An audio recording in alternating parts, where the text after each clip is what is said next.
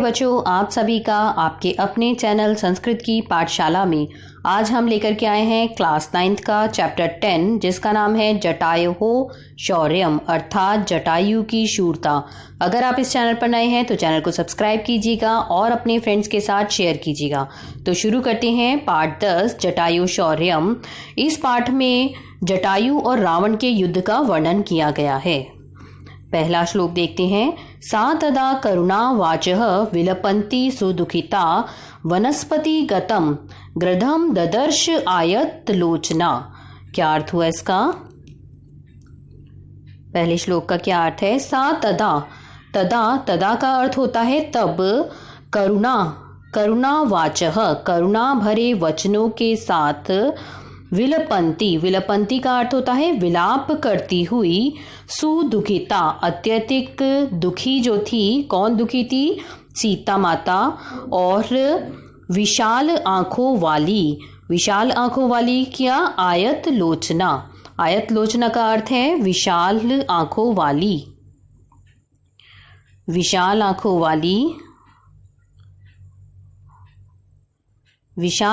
वाली ददर्श विशाल आंखों वाली उस सीता ने वनस्पति गतम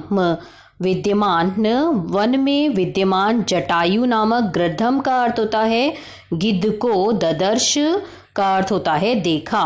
तो पूरे का अर्थ फिर से देखते हैं। तदा तब,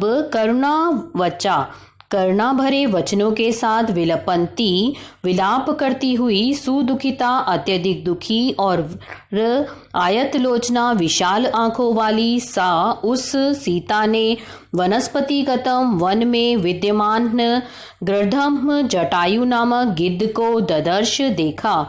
इसका क्या अर्थ है? जब विशालाक्षी सीता को रावण उठाकर ले जा रहा था तब वे बहुत ज्यादा दुखी थी और करुणापूर्ण होकर वचन बोलती हुई फूट फूट कर रो रही थी। तभी उनकी दृष्टि वन में स्थित जटायु पर पड़ी।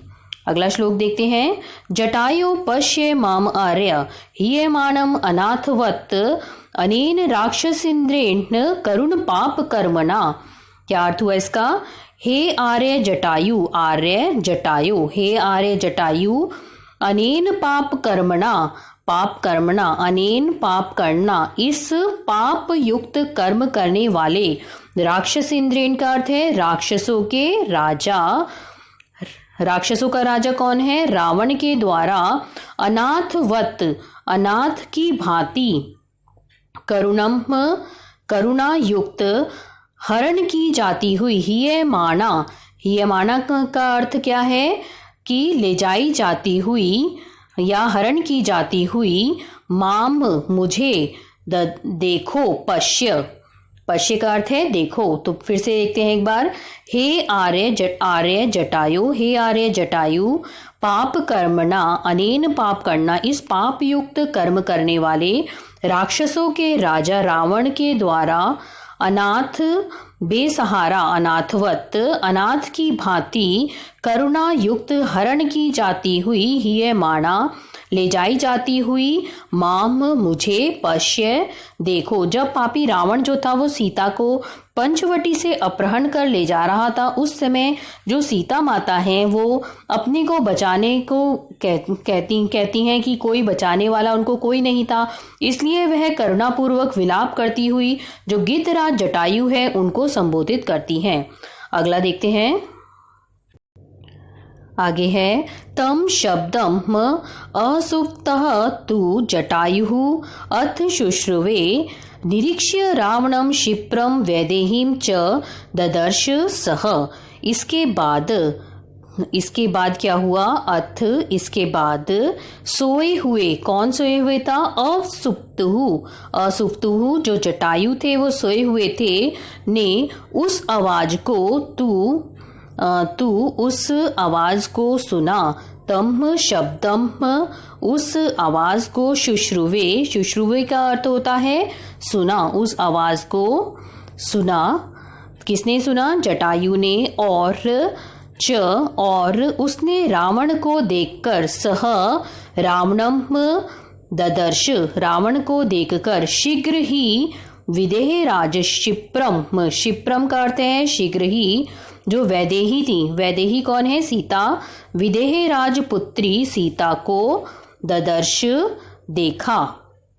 तो फिर से देखते हैं, इसके बाद अथ, इसके बाद सोए हुए, अवसुप्त हो, सोए हुए जटायु, जटायु ने उस आवाज को सुना, शब्दम म शुश्रुवे, उस आवाज को सुना और उसने रावणम, रावण को देखकर, निरीक्ष्य देखकर, शीघ्र ही, क्षिप्रम शीघ्र ही, विदेह राजपुत्री सीता को वैदेही ददर्श, सीता को देखा। जटायु अपनी प्रकृतिवश सोया हुआ था, परंतु ज्यों ही उस सीता का करुण क्रंदन उसे सुनाई दिया तो एकदम से उसके रावण द्वारा अपहरण कर ले जाई जाती हुई सीता को देखा। आगे अगला देखते हैं। ततः पर्वत श्रृंगाभः तीक्ष्ण तुंडः खगोत्तमः वनस्पतिगतः श्रीमान व्याजहार शुभाम गिरम। क्या अर्थ हुआ इसका? तत् का अर्थ है इसके बाद, वन में विद्यमान, वनस्पतिगतः वन में विद्यमान, पर्वत श्रृंगाभ पर्वत के शिखर के समान, आभा वाली, श्रृंगाभः आभा वाली, तीखी चोंच वाली, तीक्ष्ण तुंडः, तीक्ष्ण तुंड का अर्थ है तीखी चोंच वाले, तीखी चोंच वाले। खगोत्तमः, खगोत्तमः शोभा से युक्त और पक्षियों में श्रेष्ठ, पक्षियों में श्रेष्ठ जटायु ने श्रीमान व्याजहार शुभाम गिरम, जो शुभ वाणी से, जटायु ने रावण को क्या कहा? शुभ वाणी से। व्याजहार का अर्थ होता है कहा। तो इसके बाद फिर से देखते हैं, ततः इसके बाद, वन में विद्यमान पर्वत श्रृंगाभ वनस्पतिगतः वन में विद्यमान पर्वत के शिखर के समान आभा वाले, तीक्ष्ण तुंडः तीखी चोंच वाले, शोभा से युक्त, शोभाम और पक्षियों में श्रेष्ठ, खगोत्तमः पक्षियों में श्रेष्ठ जटायु ने श्रीमान जो शुभ वाणी से, शुभ वाणी कही, व्याजहार। तो पक्षियों में श्रेष्ठ जटायु विशालकाय, पैनी चोंच वाले और कांतिमान थे। वहां पंचवटी के कानन में, जंगल में सीता अपहरण रूपी पाप कर्म में प्रवृत्त रावण को समझाते हुए उसने, जटायु ने शुभ वचन कहे। अगला, निवर्त्य मतिम नीचाम, अगला, निवर्त्य मतिम नीचाम परदाराभिमर्शनात् न तत्समाचरेत अस्य धीरः यत् परो अस्यः विग्रहते। क्या अर्थ हुआ इसका? कि हे रावण, नीचाम, नीचाम का अर्थ है हे रावण, अपनी नीच, मतिम का अर्थ है बुद्धि को, परदारा, परदारा का अर्थ है कि जो पराई स्त्री के स्पर्श से, परदाराभिमर्शनात् पराई स्त्री के स्पर्श से हटा लो, धैर्यशाली उस कार्य को, धीरः धीरः धैर्यशाली उस कार्य को, तत् न समाचरेत उस कार्य को न करे, इस मनुष्य को, यत् अस्य यत् परः, अस्य यत् परः इस मनुष्य के जिस कार्य को दूसरे निंदा करें, परः विग्रहते, विग्रहते का अर्थ होता है कि निंदा करें। तो एक बार फिर से देखते हैं इसका अर्थ कि क्या कहते हैं कि नीचाम, कि हे रावण, अपनी नीच मतिम बुद्धि को, परदाराभिमर्शनात् पराई स्त्री के स्पर्श से निवृत्य हटा लो, धैर्यशाली, धीरः धैर्यशाली, न तत्समाचरेत उस कार्य को न करें, यत् इस मनुष्य के जिस कार्य की, परः अस्य जिस कार्य की दूसरे, विग्रहते निंदा करें। धैर्यशाली व्यक्ति को ऐसा कोई भी कार्य नहीं करना चाहिए जिसकी दूसरे लोग निंदा करें। इस प्रकार जटायु जो है रावण को जो पर स्त्री के स्पर्श से हटाने के लिए और दुष्कर्म से निवृत्त रहने की प्रेरणा दे रहे थे। आगे वृद्धो अहम त्वं युवाम धन्वी सरतः कवची शरी न च अपि आदाय कुशली वैदेही में गमिष्यसि। कि वृद्धो अहम कि हे राक्षस राज रावण, न वृद्धो अहम मैं बूढ़ा हूँ, और तुम युवा और तुम युवक, धनुर्वी धनुष धारण किए हुए, सरथः रथ पर सवार, कवची कवच धारण किए हुए, और बाण शरी बाण भी लिए हुए हो, परंतु मेरे कुशल रहते हुए अपची शरी ही की क्या कहते हैं अपची, परंतु मेरे कुशल रहते हुए मैं कुशली वैदेही, जो वैदेही कौन, सीता माता, विदेह राजपुत्री सीता को ने गमिष्यसी न गमिष्यसी न गमिष्यसी नहीं ले जा पाओगे। तो क्या कहते हैं जटायु कि मैं राक्षस राज रावण मैं बूढ़ा हूँ, अहम वृद्धः त्वम युवा तुम युवक हो, धन्वी धनुष धारण किए हुए, रथ पे सवार, कवच धारण किए हुए, शरी बाण लिए हुए हो, परंतु मेरे कुशल रहते हुए, अपीच मेरे कुशल रहते हुए कुशली विदेही वैदेही राज जो पुत्री सीता को आदाय लेकर नहीं न गमिष्यसी नहीं जा पाओगे। यद्यपि जटायु वृद्ध था और कवचधारी धनुष बाण लिए हुए तथा रथारूढ़ रावण जो था वो युवक था, तथापि अपने जीवित रहते हुए जटायु उसे सीता को न ले जाने की चेतावनी जो है देते हैं। अगला, तस्य तीक्ष्ण नखाभ्याम तु चरणाभ्याम महाबलः चकार बहुधा गात्रे वृणान पतक सत्मः। पतक सत्मः का अर्थ होता है पक्षियों में श्रेष्ठ, पक्षियों में श्रेष्ठ, पक्षियों में श्रेष्ठ उस महान बलः महान बलशाली जटायु ने तू अपने तीक्ष्ण नखाभ्याम तीखे जो नाखूनों वाले, चरणाभ्याम पैरों से उस रावण के शरीर पर, तस्य गात्रे उस रावण के शरीर पर, गात्रे का अर्थ है शरीर पर, उस रावण के शरीर पर अनेक, बहुधा का अर्थ है अनेक प्रकार के, और वृणान का अर्थ है घाव कर दिए, चकार।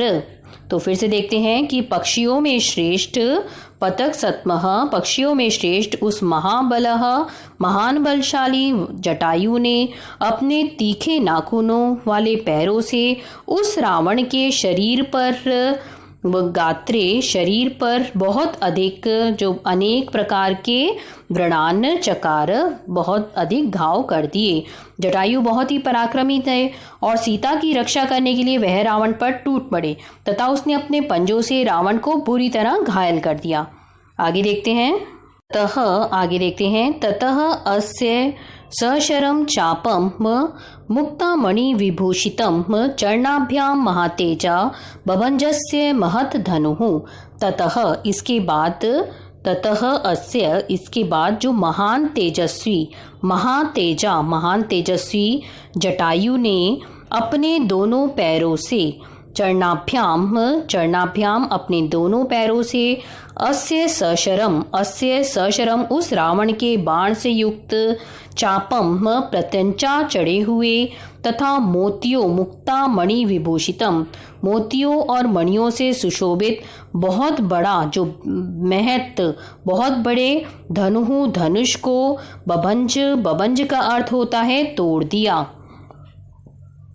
फिर से देखते हैं इसको कि ततः इसके बाद महान तेजस्वी जटायु ने चरणाभ्याम अपने दोनों पैरों से, अस्य सशरम उस रावण के बाण से युक्त, प्रत्यंचा चढ़े हुए तथा मोतियों और मणियों से सुशोभित बहुत बड़े धनुष को बभंज तोड़ दिया। जटायु बहुत पराक्रमी थे, वह सीता की रक्षा के लिए रावण पे टूट पड़े और अपने पैरों के प्रहार से उसका विशाल धनुष जो है वो तोड़ दिया।